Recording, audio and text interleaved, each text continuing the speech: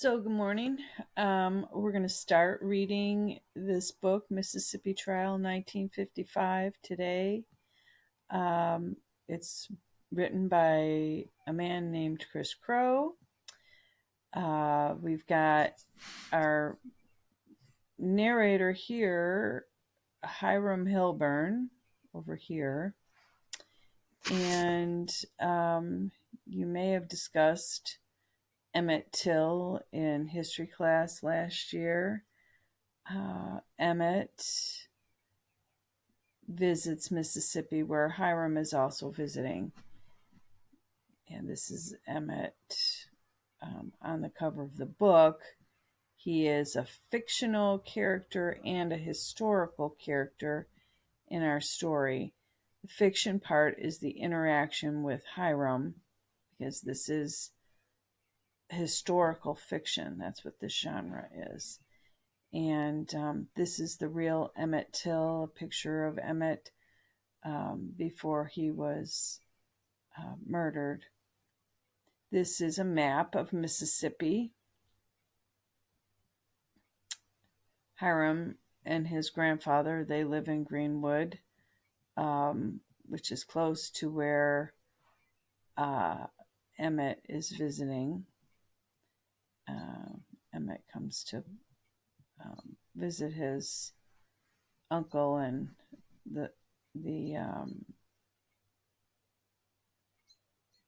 he goes to visit his uncle, and while there he goes to a little town called Money and whistles at someone, at a woman, a white woman, which causes her husband and his brother to search for Emmett and ultimately kill him.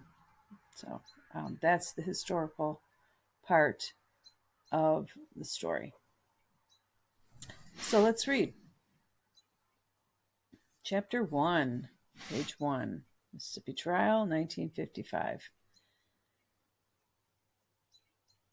My dad hates hate. All my life, if the word ever slipped out of my mouth, he'd slap me faster than a rattlesnake. Hiram, he'd say, straightening up all tall like a preacher, the world's got plenty enough hate without you adding to it. I will not tolerate such language, or even such thinking, in my home or in my family. He'd go on with his sermon for too long, 5 minutes or more, preaching about the evils of hate and reminding me how hate had hurt folks back in our old home, the Mississippi Delta. And then he'd march me up to the bathroom and give my tongue a lathering of Lifebuoy soap. I can't tell you which was worse, the sermons or the soap. But I will tell you this. I hated Dad when he acted like that, like some kind of born-again crusader out to protect everybody's right to life, liberty, and the pursuit of happiness.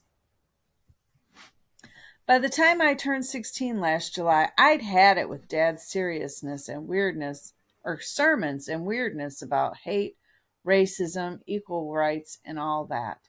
Funny thing was, the more he preached about hate, the madder it made me. Never told him to his face, of course. It wouldn't have been worth it. But I let him know in 1,000 ways that I'd just as soon live in the Arizona desert with Gila monsters and tarantulas than spend any time with him. But a few months ago, the summer of 1955, lots of stuff happened. Stuff I never would have imagined. It was strange, but you know how sometimes when you get what you think you always wanted, it turns out to be nothing like you expected? This happened to me when I was back in Greenwood, Mississippi last summer. Some awful things happened to a Negro kid named Emmett Till, and I was right in the middle of it, smack in the heart of crazy, senseless violence. And you know what? When it was all over, I started seeing Dad and lots of people a whole lot different than ever before. I first started butting heads with Dad in 1948.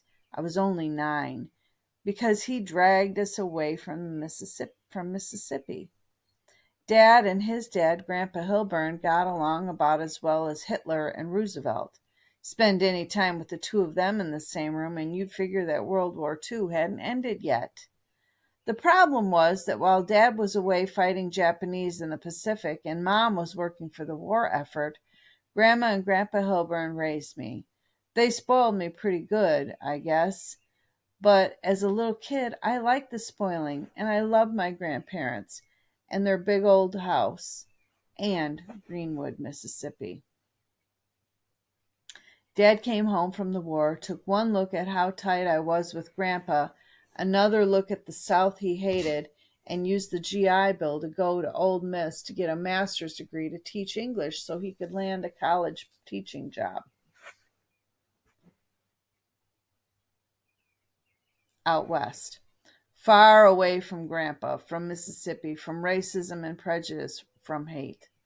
Mom and Dad lived in a shoebox-sized apartment up there, so while Dad studied and Mom worked at Oxford Elementary School, they let me stay with Grandma and Grandpa for the 2 years it took Dad to finish school. Looking back on it now, I can see how lots of things that happened when I used to live in Greenwood stacked up to set the stage for all the horrible stuff that took place last summer. I still remember being a little kid in Greenwood. I spent nearly all my time with Grandpa, and we had a regular routine. After breakfast, we'd walk down to the Lafleur County Courthouse so Grandpa could do a little business. That usually meant he'd stroll into someone's office, pull up a chair, and visit. Usually, before he'd even sit down, he'd fish in his pocket for a nickel, hand it to me, and say, "Hiram, Mr. Hardin and I have some serious business to tend to for the next little while. Why don't you run down to the lobby and see what Mr. Paul's got for you today, for sale today?" Funny how you remember some days more than others, but I still remember one summer morning there. With a nickel in my fist, I left Mr. Hardin's office and headed straight for the glass cases and the counters in the center hallway of the courthouse. "Hey, Mr. Paul, it's me, Hiram Hilburn." "Well, little Hiram, how's the world treating you this morning?" Mr. Paul turned to face me, smiling with his hands flat on the glass countertops. He looked about my dad's age, and I knew he'd been in the war too. His army truck had hit a landmine in France, and he ended up blind. Dark glasses hid his eyes. Grandpa gave me a nickel. "That right. Nobody can say old Hiram Hilburn doesn't know how to occupy his grandchild. What'll it be today, Hiram?" I walked up to the glass display cases and looked over the rows of gum and candy bars laid out on the shelves. Behind the counter, Mr. Paul kept an ice chest full of soda, and on the right side of the display case he kept a cooler filled with ice cream bars. It was a hard decision. "I've got some cold Coca-Cola back there," he said, "but I know you like those Eskimo pies, too." This particular morning was cooler than most summer mornings had been, so I had my eye on something else. "Could I have a Hershey's bar, Mr. Paul?" Keeping his head straight, he reached carefully into the display case and felt around until his hand found the dark brown Hershey's bars. He set one on the counter. "That'll be 5 cents." I snapped my nickel on the flat glass top. Mr. Paul felt for it, picked it up, and dropped it into the cigar box he kept on the shelf behind him. "Pleasure doing business with you, Hiram. What big things do you and your grandpa have planned for today?" "I don't know, sir." I peeled the wrapper off my chocolate bar and broke off a section. "He'll probably be talking in there with Mr. Hardin for a while longer. Then we'll go out to the fields and work some before lunch." Mr. Paul grinned. "Work? You mean your grandpa will drive out there and watch those boys sweating in his fields while he sits in his truck drinking lemonade and reading the paper? I'd surely like to get some of that kind of work for myself." A man approached the counter, and hearing him, Mr. Paul said, "Well, I've got to get back to business. You have yourself a good day, Hiram, and stay out of the way of that busy grandpa of yours." I meandered down the marble hallway and out the main courthouse doors. A huge magnolia tree shaded the front of the building, and I walked under the tree and pulled myself up into its lowest branches, carefully resting comfortably in a shady nook to enjoy my candy bar and wait for Grandpa. When Grandpa came out of the courthouse, we walked back home, got into his pickup truck, and drove north of Greenwood for a few miles on Old Money Road, past flat white fields furrowed with dark green cotton plants. Once we got to his fields, Grandpa parked the truck and turned me loose while he talked with the workers and looked over the crops. I wandered up and down the cotton rows, looking for arrowheads or lost tools or anything I could find in the furrows. Grandpa always rewarded me with a nickel when I found something. I liked exploring the rows of plants. They offered some shade from the Mississippi sun, and if the wind blew even a little, the plants swayed and stirred up air that seemed almost cool. When Grandpa was done in one part of the field, he'd whistle for me and we'd drive to the next section. The only person he ever talked to was the field boss, Mr. Irwin, a red-faced man who wore dark green coveralls. Grandpa talked to him, and then Mr. Irwin told the field hands whatever it was Grandpa wanted them to do. They were all colored men. I never saw a white man working Grandpa's fields. I hadn't found anything worth a nickel to Grandpa, so I followed some of the Negro workers into the rows while they chopped cotton. One man noticed me following behind and turned to talk to me. I want to stop there for just a minute. There's a couple of things that I've been noticing in this book. And since we might not be together when we start the book, I want to talk about them now. One of the things is that Hiram does live with his grandparents, and his grandfather is quite a bit older. They live in Mississippi, and this is in 1955. Hiram refers to the black workers in the field as Negro workers. That's capital Negro. This is a very old-fashioned term, and it is not considered politically correct anymore. He also says something about the colored workers or the colored people. Again, we do not refer to black and brown people as colored. You could say a person of color, meaning black or brown or red or yellow, but we don't refer to somebody as a colored person. And while we're talking about it, we're definitely not going to be using the N-word, the far more offensive term, when we talk about black people. It's in the book. You'll see it.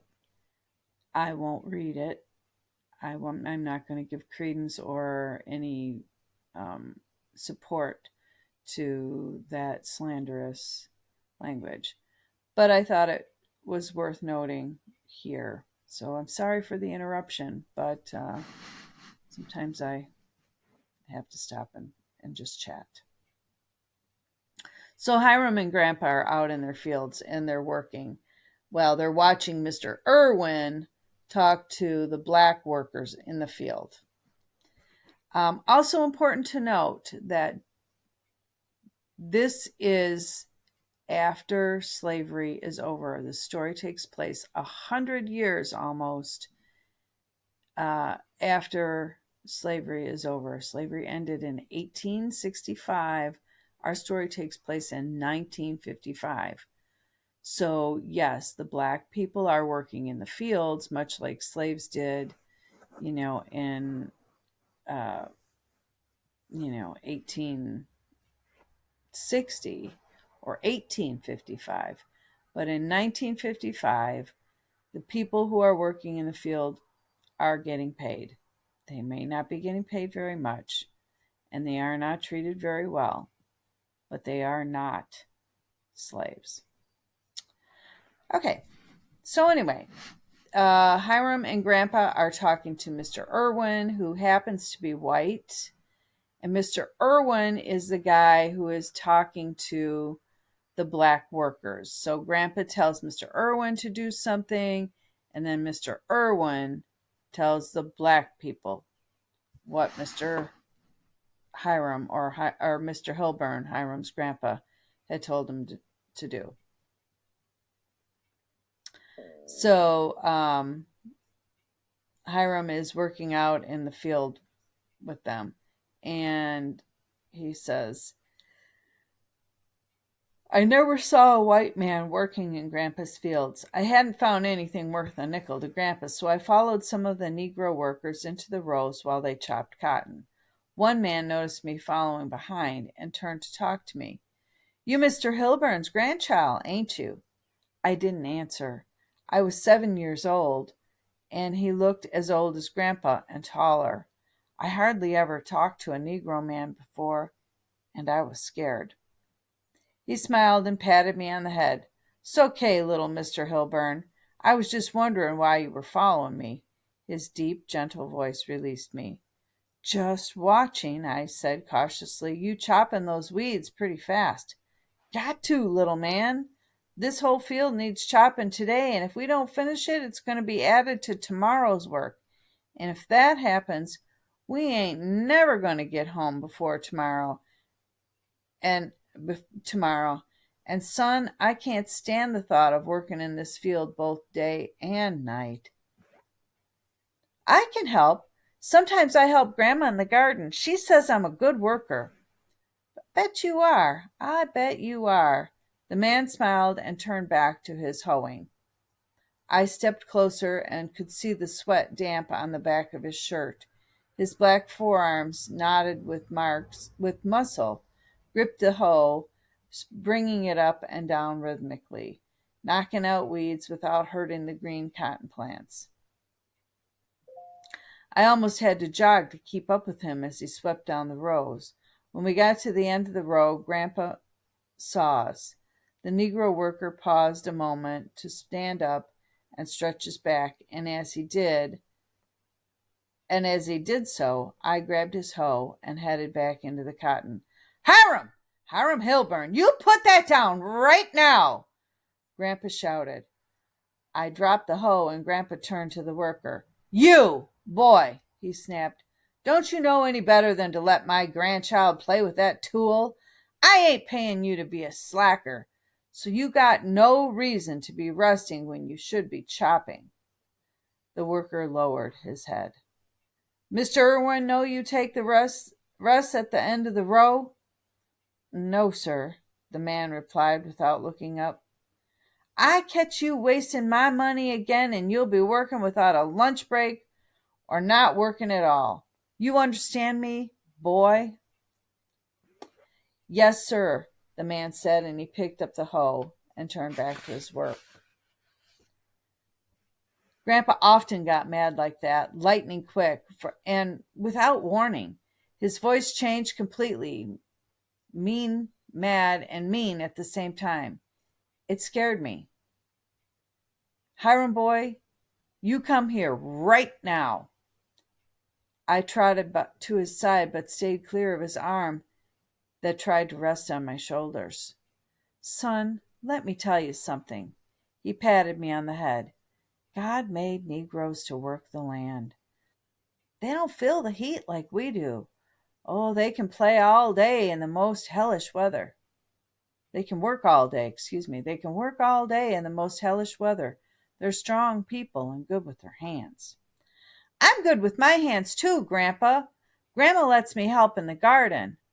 "Well, sure, you're good with your hands, Hiram, but there's lots more that you can do. These folks, they're doing what the good Lord intended them to do. And that don't mean that you can't do it too, but you got more in you, boy. You're meant to be the boss, not the worker."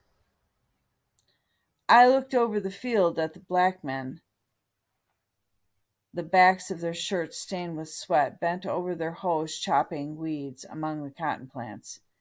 They worked methodically, quickly, almost like machines. I could do that, I thought, but I wouldn't want to do that all day. I followed Grandpa to the truck and climbed into the cab. He handed me a thermos of Grandma's cold lemonade. Hot from the time I'd spent in the sun, I gulped it down, no longer thinking about the black men and their back breaking work on Grandpa's fields.